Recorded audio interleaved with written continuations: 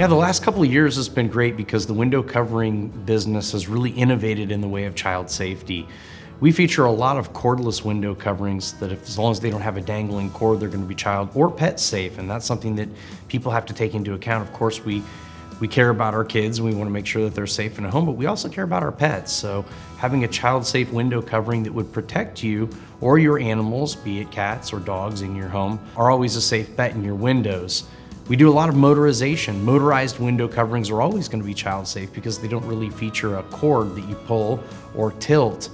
We have simple motorization that would be a simple wand that you push up or down on, which is also child and pet safe. Or we do automated shades so that you don't have to go to the window and open and close them at all. And of course, without cords, those are also child and pet safe.